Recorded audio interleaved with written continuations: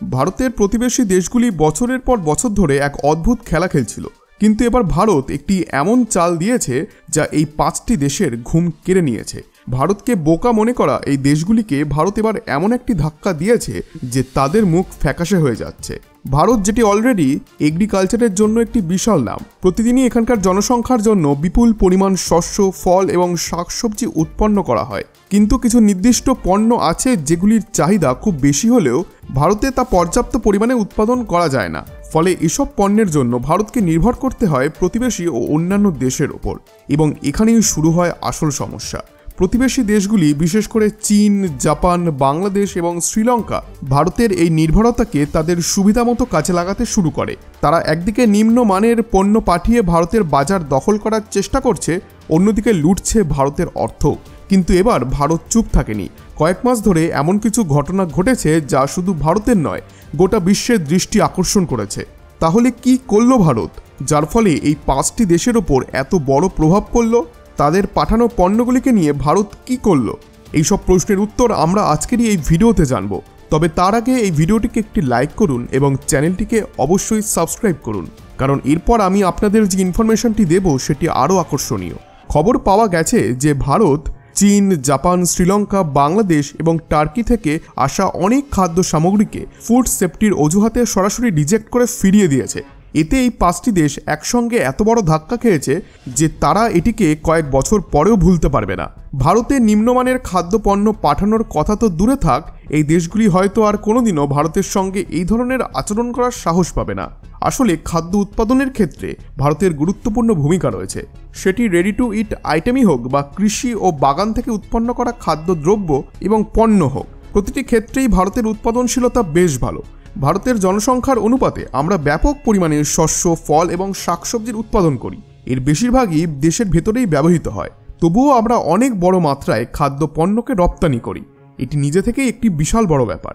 বলতে গেলে ভারত খাদ্যপণ্য বিদেশে বিক্রি করে ঠিকই, কিন্তু একদিক থেকে দেখলে ভারত বহু দেশের খিদেও মেটাচ্ছে। বর্তমানে ইউরোপীয় দেশ থেকে শুরু করে মধ্যপ্রাচ্য এবং ভারতের প্রতিবেশী দেশগুলিও ভারতের ওপরে নির্ভরশীল। বিশেষত ভারতের মশলার ওপর তাদের এমন নির্ভরশীলতা রয়েছে যে তারা সেটিকে ছাড়া তাদের রান্না পর্যন্ত করতে পারে না। কিন্তু সমস্যা এখানেই শেষ নয়।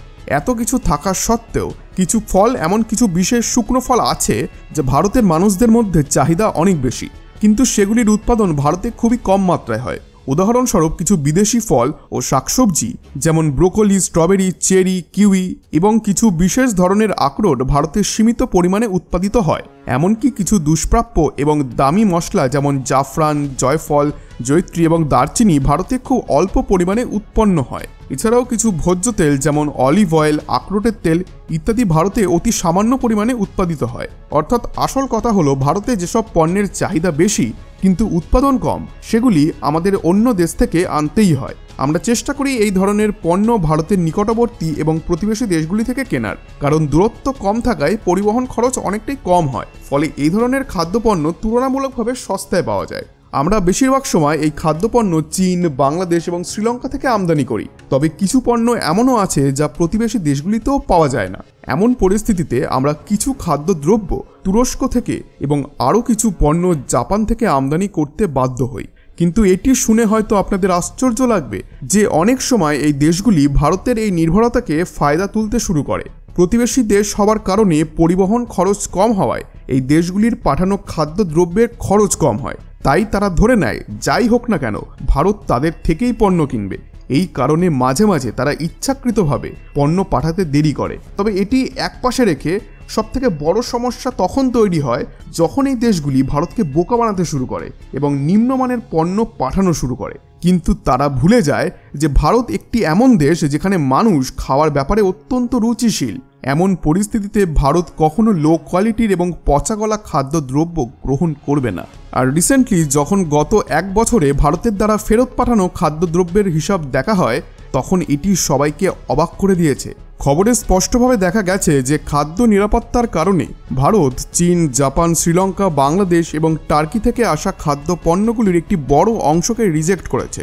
ভারতে প্রায় 100টি দেশ থেকে কোনো না কোনো খাদ্য পণ্য আমদানি করা হয়, তবে এই 5টি দেশ বিশেষভাবে লো কোয়ালিটির পণ্য পাঠানোর জন্য ধরা পড়েছে, আর ভারত তাদের পণ্য ফিরিয়ে দিয়েছে, যা তাদের জন্য বড় ক্ষতির কারণ হয়ে দাঁড়িয়েছে। তারা যেসব পরিবহনের মাধ্যমে এই পণ্য পাঠিয়েছিল সেই পরিবহনের সম্পূর্ণ খরচ কিন্তু তাদেরকেই পরিবহন করতে হবে, অর্থাৎ এটি তাদের জন্য বড় ধরনের একটি লোকসানের চুক্তি হয়ে দাঁড়িয়েছে।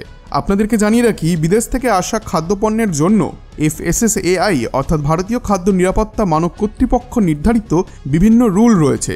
যদি বিদেশ থেকে আসা পণ্য এই রুল মেনে না চলে তাহলে সেগুলিকে ফেরত পাঠানো হয়। এই রুলের উদ্দেশ্য হলো নিম্নমানের খাদ্যপণ্য ভারতে প্রবেশ না করা এবং আননেসেসারি রোগ ব্যাধি থেকে মানুষকে দূরে রাখা। এই বছরের মে মাসে শ্রীলঙ্কা থেকে আসা সিনামন বার্ডস বেঙ্গালুরুতে ফিরিয়ে দেওয়া হয়েছিল, এমনকি সুপারির চালানে ফাঙ্গাস থাকার কারণে তাও ফেরত পাঠানো হয়। মে মাসেই জাপান থেকে আসা কিছু হেলথ সাপ্লিমেন্টসকে ফিরিয়ে দেওয়া হয়েছিল, কারণ সেগুলিতে লিস্টেড উপাদান মিশ্রিত ছিল না। আর টার্কিও এখানে বড়সড় ধাক্কা খেয়েছে যখন তারা ভারতের সঙ্গে একটি চালাকি করার চেষ্টা করেছিল। জুলাই মাসে টার্কি ভারতকে তাজা লাল আপেল পাঠিয়েছিল, যেগুলি কিন্তু খুব শীঘ্রই এক্সপায়ার হতে চলেছিল। ভারত সেগুলিকেও ফেরত পাঠিয়ে দিয়েছে। এছাড়াও কিছু আরও পণ্য রয়েছে যা এই দেশগুলি থেকে পাঠানো হয়েছিল, কিন্তু ভারত সেগুলিকে লাস্ট পর্যন্ত ফিরিয়ে দিয়েছে। ভারতের এই পদক্ষেপের ফলে এই দেশগুলি এবার বুঝে গেছে যে ভারতের সঙ্গে বাণিজ্য করতে চাইলে কোয়ালিটির সঙ্গে কোনো আপোষ করা চলবে না, কারণ যদি সঠিক মানের পণ্য না পাঠানো হয় তাহলে ভারতের কাছে ইতিমধ্যেই 100টি দেশের অ্যাক্সেস রয়েছে। সেই দেশগুলির কাছ থেকে ভারত খুব সহজেই আমদানি করতে পারবে। এখন দেখুন, একটি বার্তা তো স্পষ্ট যে ভারতের বাজারে ঢুকতে হলে কোয়ালিটির দিকে বিশেষ নজর দিতে হবে। আর এই বার্তা শুধু 5টি দেশের জন্য নয়, গোটা বিশ্বের জন্য। আপনার কি মনে হয়, এই পদক্ষেপ কি ভবিষ্যতে ভারতের খাদ্য নিরাপত্তার ক্ষেত্রে বড় পরিবর্তন আনবে? আপনার মতামত জানাতে ভুলবেন না। আর যদি ভিডিওটি আপনার ভালো লেগে থাকে তাহলে লাইক করুন, শেয়ার করুন এবং নতুন আপডেট পেতে অবশ্যই চ্যানেলটিকে সাবস্ক্রাইব করে বেল আইকন অন করে দিন। দেখা হবে পরের ভিডিওতে নতুন কিছু তথ্য নিয়ে। ধন্যবাদ।